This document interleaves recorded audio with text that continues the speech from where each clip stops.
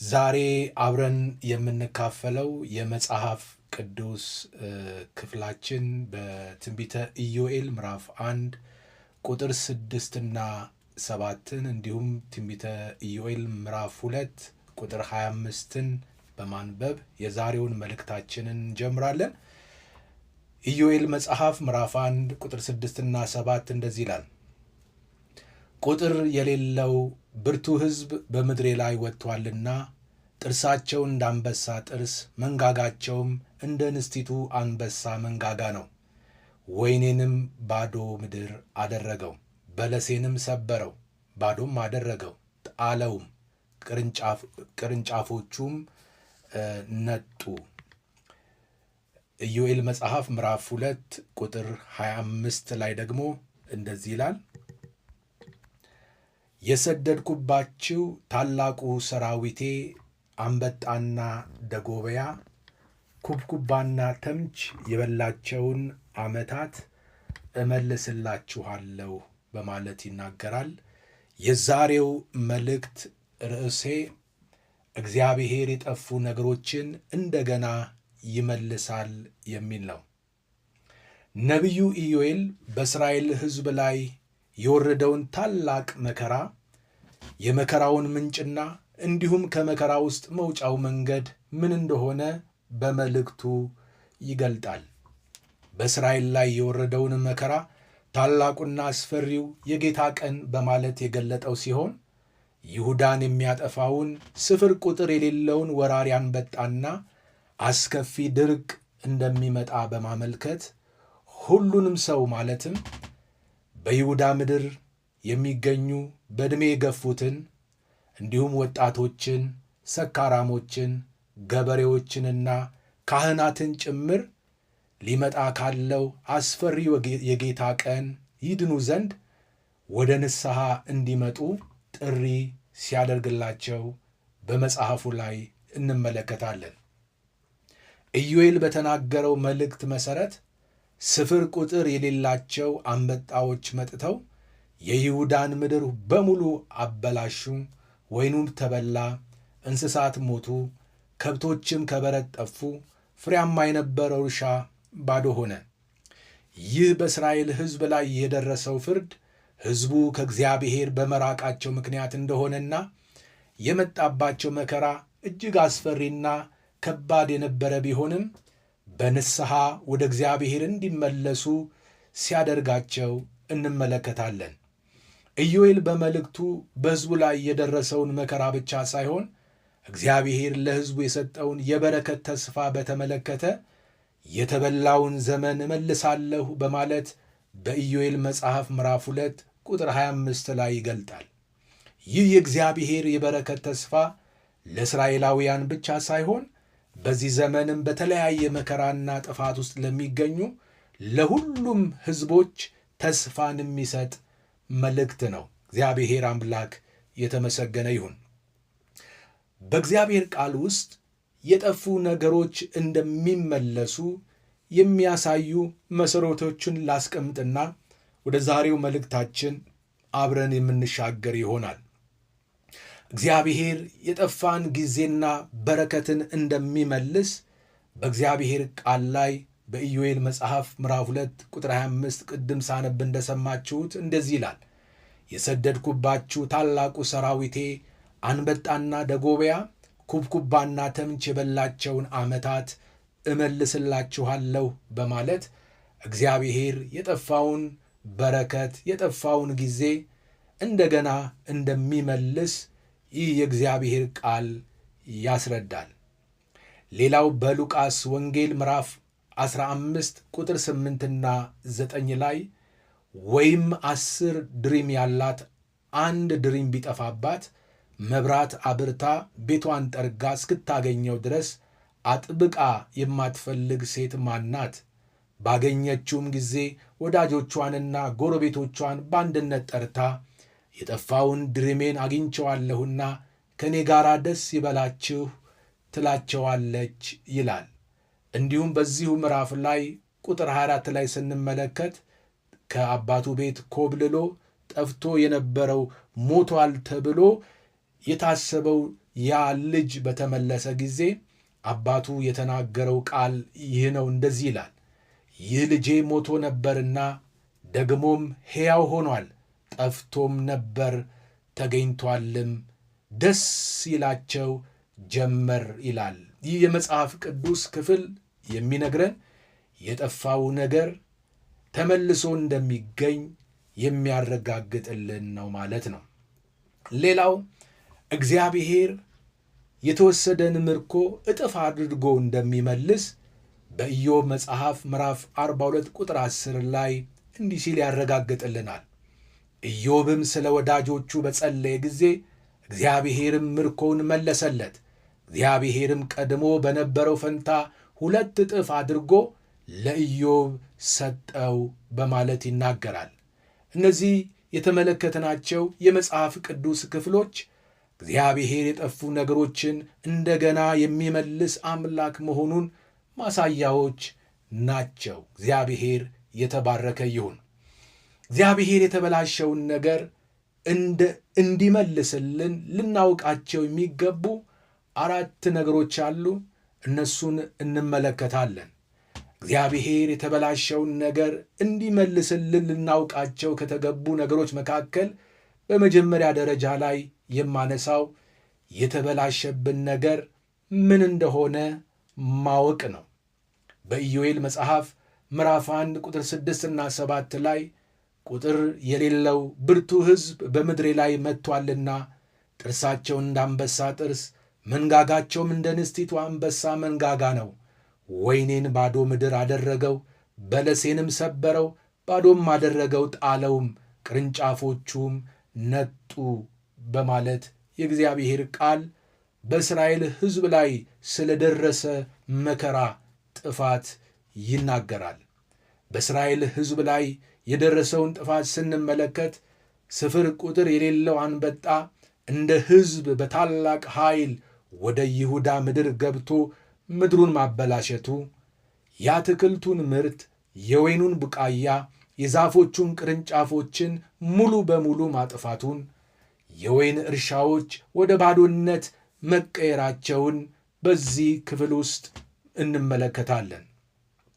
ይህ በእስራኤል ሕዝብ ላይ የደረሰ ታላቅ የመከራ ታሪክ በእኛም ሕይወት ላይ የሚከሰተውን መከራና ሐዘንን የሚወክል ነው። በሕይወታችሁ የባከነ ጊዜ፣ የጠፋና የተወሰዱ ዕድሎች፣ የተበላሸ ጤና ወይም የተበላሸ የቤተሰብ ግንኙነት፣ በእነዚህና በሌሎች ምክንያቶች በማለፋችሁ ምክንያት በብዙ ስብራት፣ ጉዳትና ሐዘን ውስጥ ያላችሁና እንዲሁም በጭንቀትና በተስፋ መቁረጥ ውስጥ ለሆናችሁ ሁሉ ለእናንተ ያለኝ መልእክት ይህ ነው። እግዚአብሔር የተወሰደባችሁን ነገር እንደገና ይመልሳል። የተበላሸ ነገራችሁንም እንደገና መልሶ ያድሰዋል። ስብራታችሁን ይጠግናል። ጉዳታችሁን ይክሳል። ሐዘናችሁ ወደ ደስታ ይቀየራል። የጨለመው ነገራችሁ እንደገና መልሶ ይበራል። የጌታ ስም የተባረከ ይሁን። እግዚአብሔር የጠፉ ነገሮችን እንደገና እንዲመልስልን ማወቅ ያለብን ሁለተኛ የማነሳው ሐሳብ መንፈሳዊ ሕይወትን ያጠፉና ያበላሹ ምክንያቶች ምን እንደሆኑ መለየት ነው።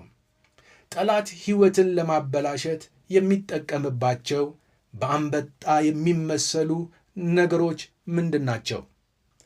ሕይወትን እንዳንበጣ የሚያበላሹ ነገሮች ምን እንደሆኑ ስንመለከት የመጀመሪያው ኃጢአት ነው።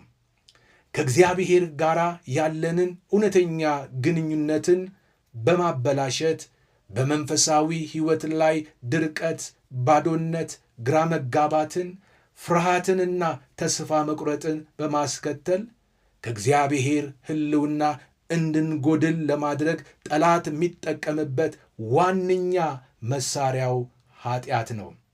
ኃጢአት ወገኖቼ ሆይ መንፈሳዊ ሕይወትን ያራቁታል፣ ባዶ ያደርጋል፣ ግራ ያጋባል፣ ፈሪዎች፣ ድንጉጦች፣ ተስፋ ቢስ እንድንሆን በማድረግ ከእግዚአብሔር ሕልውና እየራቅን እንድንሄድ በማድረግ ጠላት የሚጠቀመው ኃጢአትን ነው።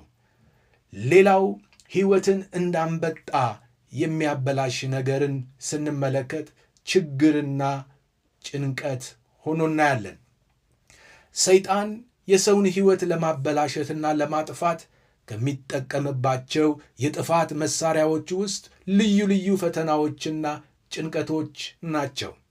ሰው በዚህ ምድር ላይ ከሚያልፍባቸው የተለያዩ ችግሮች የተነሳ በሕይወቱ የሚፈጠሩት ጭንቀቶች ሁሉ አንበጣ የእስራኤልን ምድር መጥቶ እርሻንና ሰብልን የለመለሙ ዛፎችን በማጥፋት ምድሩን ባዶ እንዳደረገ ሁሉ በተመሳሳይ መልኩ ጭንቀትም የሰውን ሰላም፣ ረፍትና ደስታን በማጥፋት ሕይወትን በድርቀት በባዶነት ይመታል። በአንደኛ ጴጥሮስ ምዕራፍ 5 ቁጥር 7ና 8 ላይ የእግዚአብሔር ቃል እንደዚህ ይላል፣ እርሱ ስለ እናንተ ያስባልና የሚያስጨንቃችሁን ሁሉ በእርሱ ላይ ጣሉት፣ በመጠን ኑሩ፣ ንቁም። ባላጋራችሁ ዲያብሎስ የሚውጠውን ፈልጎ እንደሚያገሳ አንበሳ ይዞራልና በማለት ስለ እኛ የሚያስብልን የሚያስጨንቀንን ነገር ሁሉ የምንጥልበት ለእኛ መልካም የሆነ አባት እግዚአብሔር እንዳለ መጽሐፍ ቅዱስ ይህንን አስረግጦ ይነግረናል። ስለዚህ ወገኖቼ ሆይ ሊያስጨንቀን ዕለት ዕለት ዙሪያችንን እየዞረ በተለያየ ነገር ሕይወታችንን የሚረብሽ የሚያውከውን ባላጋራችንን ዲያብሎስን አጥብቀን ለመቃወም እንድንችል፣ በመጠን እንድንኖር፣ በጠላት አሰራር ላይ እንድንነቃ፣ ዓይኖቻችን እንዲከፈቱ በእግዚአብሔር ፊት ዘወትር መጸለይ ያስፈልገናል። የጌታ ስም የተባረከ ይሁን። ሕይወትን እንዳንበጣ የሚያበላሹ ነገሮችን እየተመለከትን ነው። ሕይወትን እንዳንበጣ ከሚያበላሹ ነገሮች መካከል ሦስተኛ የማነሳውን ነጥብ በዚህ ውስጥ ለነገሮች ትኩረት አለመስጠት የሚለውን ነው። በሕይወታችን ውስጥ ለብዙ መልካም ነገሮቻችን መበላሸትና መጥፋት ምክንያቱ ተገቢውን ትኩረት አለመስጠት ሲሆን፣ ተገቢ የሆነ ትኩረት ያልሰጠናቸው ግንኙነቶች የቤተሰብ፣ የትዳር አጋር እንዲሁም የልጆች በተጨማሪም ደግሞ ሌሎች ግንኙነቶችን ስንመለከት በሥራ አካባቢ ላይ ከሥራ ባልደረቦቻችን፣ ጓደኞቻችን፣ ሌሎች ቤተሰቦችም ጭምር ተገቢውን ትኩረት ባለመስጠት ምክንያት መልካም ግንኙነቶች ሊበላሹ ይችላል። ሌላው ደግሞ ተገቢ የሆነ ትኩረት ያልሰጠነው በትምህርት አቅጣጫ ሊሆን ይችላል። ተገቢ ትኩረት ያልሰጠነው የሥራና የአገልግሎት ዕድልም ጭምር ትኩረት ባለመስጠታችን ምክንያት ዕድሉ ሊጠፋ እንደዚሁም ደግሞ ሥራችንንም እንድናጣ ሊያደርገን ይችላል። በእነዚህ በጠቀስናቸው የሕይወት አቅጣጫዎች ላይ ተገቢውን ትኩረት ባለመስጠት ግንኙነታችሁ የተበላሸ፣ የትምህርት ዘመን ያለፈባችሁ፣ የሥራና የአገልግሎትን ዕድልን ያጣችሁ ብትኖሩ እግዚአብሔር የተበላሹ ግንኙነቶቻችሁን እንደገና ያድሳል። ያጣችሁትን የትምህርት የሥራና የአገልግሎት ዕድሎችን እንደገና መልሶ ይሰጣችኋል። እግዚአብሔር አምላክ የተመሰገነ ይሁን። ሕይወትን እንዳንበጣ የሚያበላሹ ነገሮችን ስንመለከት አራተኛ የማነሳው ነጥብ መንፈሳዊ ድንዛዜ የሚለውን ነው። በሮሜ መጽሐፍ ምዕራፍ 13 ከቁጥር 11 እስከ 14 እንደዚህ ይላል፣ ከእንቅልፍ የምትነሱበት ሰዓት አሁን እንደደረሰ ዘመኑን እወቁ። ካመንበት ጊዜ ይልቅ መዳናችን ዛሬ ወደ እኛ ቀርቧልና፣ ሌሊቱ አልፏል፣ ቀኑም ቀርቧል። እንግዲህ የጨለማውን ሥራ አውጥተን የብርሃንን ጋሻ ጦር እንልበስ። በቀን እንደሚሆን በአግባብ እንመላለስ። በዘፈንና በስካር አይሁን፣ በዝሙትና በመዳራት አይሁን፣ በክርክርና በቅናት አይሁን። ነገር ግን ጌታን ኢየሱስ ክርስቶስን ልበሱት፣ ምኞቱንም እንዲፈጽም ለሥጋ አታስቡ በማለት ይናገራል። እዚህ ላይ የመንፈሳዊ ድንዛዜ ምልክቶችን በማንሳት በመንፈሳዊ ድንዛዜ ተጽዕኖ ስር እንዳንወድቅ ስለሚረዳን እነዚህን ምልክቶችን አንድ በአንድ እንመለከታለን። ለመሆኑ የመንፈሳዊ ድንዛዜ ምልክቶች ምንድን ናቸው? የመንፈሳዊ ድንዛዜ ምልክት ከሆኑት ነገሮች መካከል የመጀመሪያው ዘመንን አለማወቅ ነው። በአንደኛ ዜና መጽሐፍ ምዕራፍ 12 ቁጥር 32 ላይ እስራኤልም የሚገባውን ያደርግ ዘንድ ዘመኑን የሚያውቁ ጥበበኞች ሰዎች የይሳኮር ልጆች አለቆች 200 ነበሩ፣ ወንድሞቻቸውም ሁሉ ይታዘዟቸው ነበር በማለት ይናገራል። በመንፈሳዊ ድንዛዜ ውስጥ የወደቀ ሰው ዘመንን ለማወቅ ይቸገራል። በእንዲህ አይነት ድንዛዜ ውስጥ ያለ ሰው ማድረግ የሚገባውን ነገር ማድረግ ባለበት ሰዓት ላይ እንዳያደርግ ሐሳቡ በድንዛዜ ይያዛል፣ ጥበብ ይጎለዋል። ስለዚህ ወገኖቼ ሆይ የድንዛዜ ምልክቶች ከሆኑ ነገሮች መካከል ዘመንን አለማወቅ፣ ዘመንን አለመረዳት፣ አለመለየት እንደሆነ ልናስተውል ያስፈልጋል። ሌላው የድንዛዜ ምልክት ከሆኑ ነገሮች መካከል መዳንን ቸል ማለት ነው። መጽሐፍ ቅዱስ ካመንበት ጊዜ ይልቅ የመዳናችን ቀን እየቀረበ እንደመጣና ያንዳንዳችን መዳናችንን ቸል ማለት እንደሌለብን ያስጠነቅቃል። በተለይ መዳናቸውን ቸል የሚሉ ሰዎች በመንፈሳዊ ድንዛዜ ውስጥ የተያዙ ሰዎች ናቸው።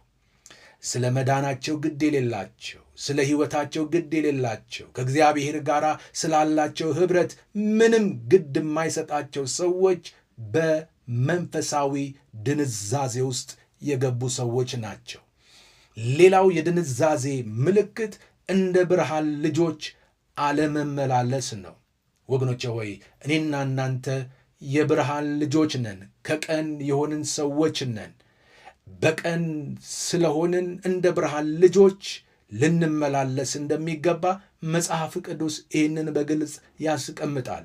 እንደ ብርሃን ልጆች ልንመላለስ ሲገባን ከዚህ አካሄድ የምንጎድል ከሆነ ያ በብርሃን መንገድ እንዳንሄድ ያደረገን የድንዛዜ መንፈስ እንደሆነ ልንረዳ ያስፈልጋል። ስለዚህ በድንዛዜ ውስጥ የገባ ሰው እንደ ብርሃን ልጆች መመላለስ ይተውና በጨለማ አሰራር ተጽዕኖ ውስጥ ይወድቃል ማለት ነው። ሌላው የድንዛዜ ምልክት ከሆኑ ነገሮች መካከል እንደ ሥጋ ሐሳብ መመላለስ ነው። እንደ ሥጋ ሐሳብ የሚመላለስ ሰው በመንፈሳዊ ድንዛዜ የተያዘ ሰው ነው። መጽሐፍ ቅዱስ የእግዚአብሔር ቃል ስለ ሥጋ ማሰብ ሞት ነው ይላል፣ ስለ መንፈስ ማሰብ ግን ሕይወትና ሰላም ነው በማለት ይናገራል። እንደ መንፈስ ፈቃድ ልንኖር እግዚአብሔር አምላክ ይህንን ተናግሯልና በቃሉ። ስለዚህ እንደ መንፈስ ፈቃድ እንዳንኖር የሚያደርገን የድንዛዜ መንፈስ ነው። በድንዛዜ ውስጥ ያለ ሰው እንደ መንፈስ ፈቃድ ሳይሆን እንደ ሥጋ ፈቃድ ወይም እንደ ሥጋ ሐሳብ ይመላለሳል። እነዚህ ነገሮች እንግዲህ በአጠቃላይ በድንዛዜ ሕይወት ውስጥ ያለ ሰው የሚያሳያቸው ምልክቶች ሆነው እናገኛለን። ጠላት የሰውን ሕይወት ለማጥፋትና ለማበላሸት ከሚጠቀምባቸው መንገዶች ውስጥ ሕይወትን ማደንዘዝ ሲሆን ይኸውም አማኞችን ለመንፈሳዊ ነገሮች ማለትም ለጸሎት፣ የእግዚአብሔርን ቃል ለማንበብም ሆነ ለመስማት እንዲሁም ከሌሎች አማኞች ጋር ኅብረት ለማድረግ ግድ የለሽ እንዲሆኑ ማድረግ ነው። ከዚህም የተነሳ ብዙዎች ለመንፈሳዊ ነገሮችና ለሕይወታቸው ጭምር ግዴለሾች ሆነው ይመላለሳሉ። የድንዛዜ መንፈስ ከእግዚአብሔር ጋር ያለንን እውነተኛ ግንኙነትን፣ ከሰው ጋር የሚኖረንን ጤናማ ግንኙነት እንዲሁም የምንሠራውን ሥራ፣ ከጌታ የተቀበልነውን አገልግሎት በትጋት እንዳናገለግል እንቅፋት ይሆናል። ጳውሎስ በመልእክቱ በቆላስያስ መጽሐፍ ምዕራፍ 4 ቁጥር 17 ላይ ለአክሪፓ በጌታ የተቀበልከውን አገልግሎት እንድትፈጽመው ተጠንቀቅ በሉልኝ በማለት ከጌታ ለተቀበለው አገልግሎት ግድ የለሽ እንዳይሆን ሲያስጠነቅቀው እንመለከታለን። ወዳጆቼ እኛስ ከጌታ ለተቀበልነውና እጃችን ላይ ላሉ ነገሮች ማለትም ለራሳችን ሕይወት፣ ለቤተሰባችን፣ ከሌሎች ጋር ላለን ግንኙነት እንዲሁም ከጌታ ለተቀበልነው አገልግሎት ጭምር ምን ያህል ትጉህና ጠንቃቆች ነን? ሌላው ሶስተኛ የማነሳው ነጥብ ምንድን ነው? እግዚአብሔር ነገሮቻችንን እንዲመልስልን ልናውቃቸው ከሚገቡ 4 ነገሮች መካከል ሶስተኛው ማነሳው ነጥብ እግዚአብሔር ነገሮችን እንደገና ለመመለስ የሰጠንን ተስፋ ነው። እግዚአብሔር የጠፉ ነገሮቻችንን እንደገና ለመመለስ በቃሉ የሰጠን ተስፋ በኢዮኤል መጽሐፍ ምዕራፍ 2 ቁጥር 25 ላይ እንዲህ በማለት ተገልጧል። የሰደድኩባችሁ ታላቁ ሰራዊቴ አንበጣና ደጎበያ ኩብኩባና ተምች የበላቸውን ዓመታት እመልስላችኋለሁ ይላል። ይህ ወገኖቼ ሆይ ታላቅ ተስፋ ነው። የበረከት ተስፋ ነው። ነገሮች እንደገና እንደሚመለሱ እግዚአብሔር የሰጠው ተስፋ ነው። ዛሬ ከሕይወታችሁ የጠፋና የተወሰደባችሁ ነገር ምንድን ነው? እግዚአብሔር እንዲህ ብሎ ይናገራል። የጠፋው ጊዜ፣ የጠፋው ሀብት፣ የጠፋው ክብር፣ የጠፋው ጤንነት፣ የጠፋው ራእይ፣ የጠፋው ትጋት፣ የጠፋው ቅንነት፣ የጠፋው መልካም ነገራችሁ ሁሉ እንደገና ወደ እናንተ ይመለሳል። ሰው የጠፋበትን ነገር በራሱ ጊዜና ኃይል ሊመልስ አይችልም። እግዚአብሔር ግን ከሰው ሕይወት ውስጥ ጠፍቶ የሄደውን ነገር እንደገና በአዲስ መልክና በተሻለ ክብር መልሶ ያመጣዋል። የእግዚአብሔር ስም የተባረከ ይሁን። እግዚአብሔር የጠፉ ነገሮችን እንደሚመልስልን ልናውቃቸው የተገቡ 4 ነገሮችን አነሳለሁ ብያለሁ። 4ተኛው ነጥብ ከሕይወታችን የጠፉ ነገሮችን ለማስመለስ ማድረግ ስላለብን ነገሮች ነው የማነሳው። ከሕይወታችን የጠፉ ነገሮችን ለማስመለስ ማድረግ ያለብንን ነገር ስንመለከት የመጀመሪያው ልናደርገው የሚገባን ንስሐ መግባት ነው። ንስሐ መግባት ሲባል ወገኖቼ ሆይ አቅጣጫን መቀየር ነው። በእውነተኛ ልብ ወደ እግዚአብሔር መመለስ ነው።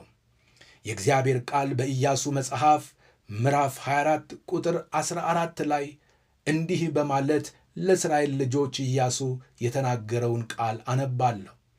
አሁንም እግዚአብሔርን ፍሩ፣ በፍጹምም በእውነተኛም ልብ አምልኩት። አባቶቻችሁ በወንዝ ማዶ በግብፅም ውስጥ ያመለኳቸውን አማልክት ከእናንተ አርቁ፣ እግዚአብሔርንም አምልኩ በማለት ይናገራል።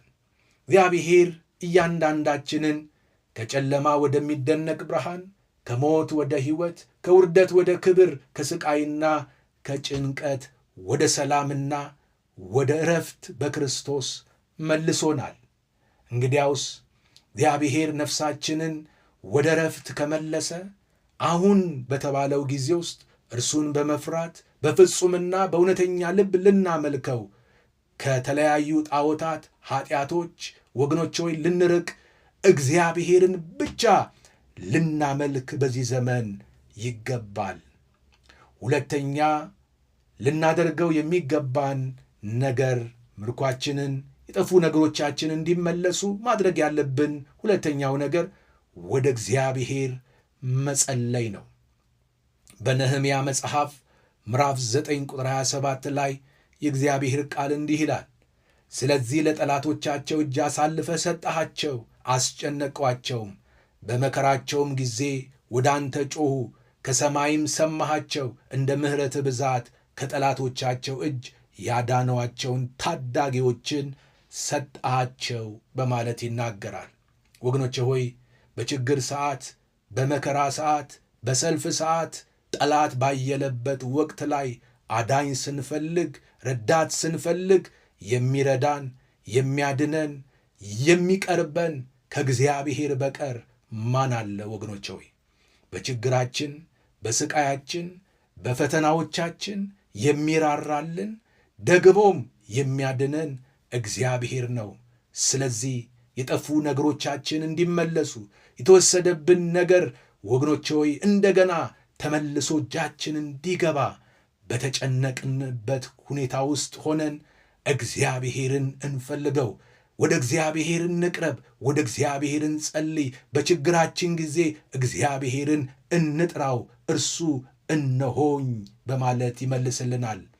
በቃሉ እንደተናገረው በኤርምያስ ምዕራፍ 33 ቁጥር 3 ላይ ወደ እኔ ጩህ እኔም እመልስልሃለሁ፣ አንተም የማታውቀውን ታላቅና ኃይለኛን ነገር አሳይሃለሁ በማለት ተናግሯል። ወደ እግዚአብሔር ስንጸልይ እግዚአብሔር ይሰማናል። እግዚአብሔር ወገኖቼ ሆይ ታላላቅ በረከቶችን ይለቅልናል፣ ታላላቅ ድሎችን ይሰጠናል። እግዚአብሔር የተወሰደብንን ነገር ያስመልሳል። ስለዚህ የተወሰዱብን ነገሮች እስኪመለሱ ድረስ አጥብቀን ወደ እግዚአብሔር እንጸልይ። የጌታ ስም የተባረከ ይሁን። ሌላው የተወሰደብን ነገር እንዲመለስ ልናደርገው የሚገባን ሦስተኛው ነጥብ በዚህ ውስጥ የተወሰደው ነገራችን እስኪመለስ ድረስ በትዕግሥት መጠበቅ ነው። እግዚአብሔር ምርኮን ሊመልስ ይመጣል። የተያዘውን ሊያስለቅቅ ይመጣል። የወደቀውን ነገራችንን ሊያነሳ እግዚአብሔር ይመጣል። የራቀው ነገራችንን ሊያቀርብ ወገኖቼ ሆይ እግዚአብሔር ይመጣል። እግዚአብሔር የሚመጣበት የራሱ የሆነ አደራረግ አለው፣ አሰራር አለው፣ ጊዜ አለው። እግዚአብሔር እስኪመጣ ድረስ በትዕግሥት እንድንጠብቀው ይፈልጋል። በዕንባቆም መጽሐፍ ምዕራፍ 2 ቁጥር 3 ላይ ራእዩ ገና እስከተወሰነው ጊዜ ነው፣ ወደ ፍጻሜውም ይቸኩላል፣ እርሱም አይዋሽም። ቢዘገይም በእርግጥ ይመጣልና ታገሰው፣ እርሱም አይዘገይም በማለት ይናገራል። ወገኖቼ ዛሬ በተለያየ ሐዘን ውስጥ፣ በተለያየ ጭንቀት ውስጥ፣ በተለያየ ግራ መጋባት ውስጥ ያላችሁ፣ ነገር የዘገየ መሰላችሁ፣ ነገር የራቀ የመሰላችሁ ወገኖቼ እግዚአብሔር አምላክ ተናግሯችሁ ሳለ፣ እግዚአብሔር ቃል ገብቶላችሁ ሳለ ያ ቃል የዘገየ የመሰላችሁ ወዳጆቼ ታገሱ። እግዚአብሔር የወሰነው ጊዜ አለ። እግዚአብሔር ወደ ፍጻሜው ነገራችሁ እንዲቸኩል ያደርጋል። የተናገራችሁ እግዚአብሔር አይዋሽም።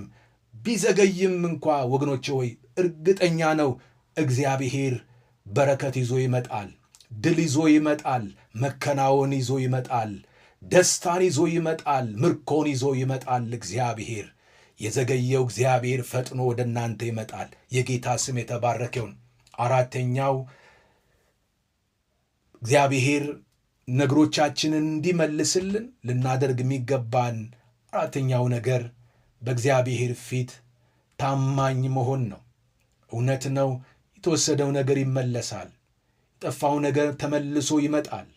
ተመልሶ እግዚአብሔር መልካም ዘመን ሲያመጣ፣ የበረከትን ዘመን ሲያመጣ፣ የድልን፣ የመታሰብን፣ የጉብኝትን ዘመን እንደገና መልሶ ሲያመጣ ያንን የተመለሰውን ዘመን መልሰን እንዳናጣ ወገኖቼ በታማኝነት መኖር ከኔና ከናንተ ይጠበቃል። እግዚአብሔር ታማኞች እንድንሆን ይፈልጋል። ወደ ማጠቃለያ ስንመጣ በእስራኤል ምድር ላይ የነበረው መልካም ነገር አንበጣ መጥቶ እንዳበላሸው ሁሉ እኛም በሕይወታችን ጥፋት እንደዚሁም ደግሞ የጠፉ ነገሮቻችንን የጠፋ ክብር ዋዴቨር በሕይወታችን አለ የምንለው ነገር ካለ እግዚአብሔር ለጠፋብንና ለተበላሸብን ነገር ሁሉ ለእኛ የሰጠን የተስፋ ቃል ይህ ነው። የተበላሸ ነገራችሁ እንደገና ይታደሳል፣ የጠፋው ነገራችሁ እንደገና ይመለሳል የሚለው ነው። የዛሬው ትንቢታዊ መልእክት ይህ ነው ወዳጆቼ። የጠፋውን ዘመን እግዚአብሔር እንደገና ይመልስላችኋል። የጠፉ ነገሮቻችሁን እንደገና ታገኛላችሁ። በአንደኛ ሳሙኤል መጽሐፍ ምዕራፍ 9 ቁጥር 19ና 20 ላይ ያለውን ቃል አንብበን ጨርሳለን።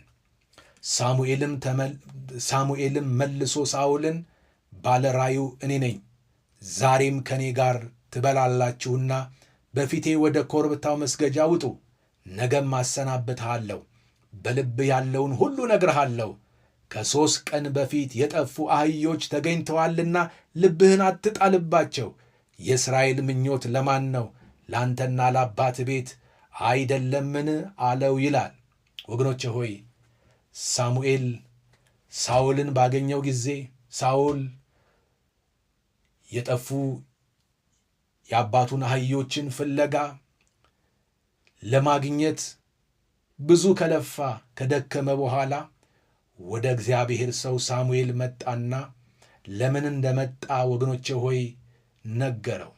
ከ3 ቀን በፊት 3 ቀን ሙሉ ተንከራተሃል፣ 3 ቀን ሙሉ ፈልጋ አላገኘህም፣ የጠፋ ነገር አለ። አሁን ግን ልብህን አትጣልበት፣ የጠፉ አህዮችህ ተገኝተዋልና በማለት ተናገረው። ዛሬ ከሕይወታችሁ ምን የጠፋ ነገር አለ? ከቤታችሁ ምን የጠፋ ነገር አለ? እግዚአብሔር የጠፋው ነገራችሁ ተገኝቷልና ልባችሁን አትጣሉበት እያለን ነው። እግዚአብሔር የተመሰገነ ይሁን። ክብር ለመንፈስ ቅዱስ ይሁን።